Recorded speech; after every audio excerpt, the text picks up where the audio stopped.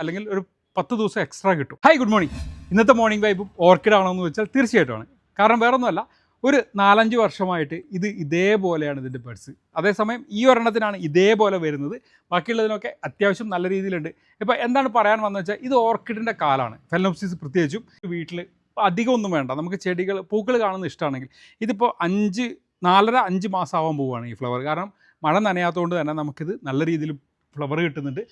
എപ്പോഴും ഒരു കാര്യം കൂടെ ശ്രദ്ധിക്കുക, നനയ്ക്കുന്ന സമയത്ത് ഏത് ഫ്ലവറുള്ള പ്ലാന്റ് ആണെങ്കിലും അതിൻ്റെ മുകളിൽ വെള്ളമാവാതെ ശ്രദ്ധിക്കുക. ഇതിൻ്റെ ചുവട്ടിൽ മാത്രം നനയ്ക്കുക. അങ്ങനെ ആകുമ്പോൾ നമുക്ക് ഈ 1 മാസം കിട്ടുന്നതാണെങ്കിൽ ഒരു 10-40 ദിവസം കൂടിയൊക്കെ, അല്ലെങ്കിൽ ഒരു 10 ദിവസം എക്സ്ട്രാ കിട്ടും.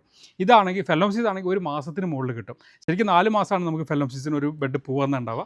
അതേസമയം നമുക്ക് ശ്രദ്ധിച്ച് നനയ്ക്കുകയൊക്കെ ആണെങ്കിൽ, വെയിലടിക്കാതെ മഴ അടിക്കാതെ ഇങ്ങനെ നിൽക്കുകയാണെങ്കിൽ ഒരു 5 മാസമൊക്കെ കിട്ടും.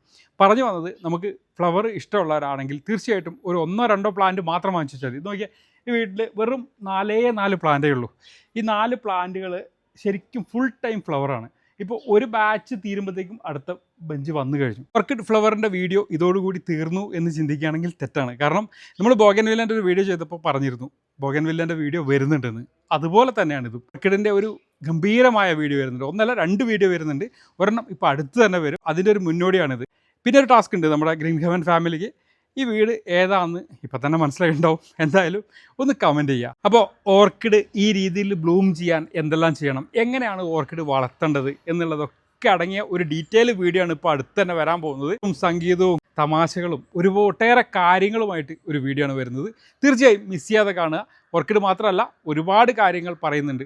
നമുക്കിപ്പോൾ എന്താ പറയുക, ഒന്ന് പുറത്തേക്ക് പോകുന്ന സമയത്ത് നമ്മുടെ വീട് നോക്കാൻ, അല്ലെങ്കിൽ നമുക്ക് ചെടികളെ നനയ്ക്കാൻ പറ്റാത്തവർക്കുള്ള ഒരുപാട് മെത്തേഡ്സും കാര്യങ്ങളും ഒക്കെ ആയിട്ട് ഒരു വീഡിയോ ആണ് വരുന്നത്.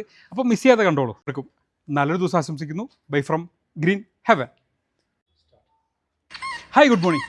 ഇന്നത്തെ മോർണിംഗ് വൈബ് എന്താണ്? ഒരു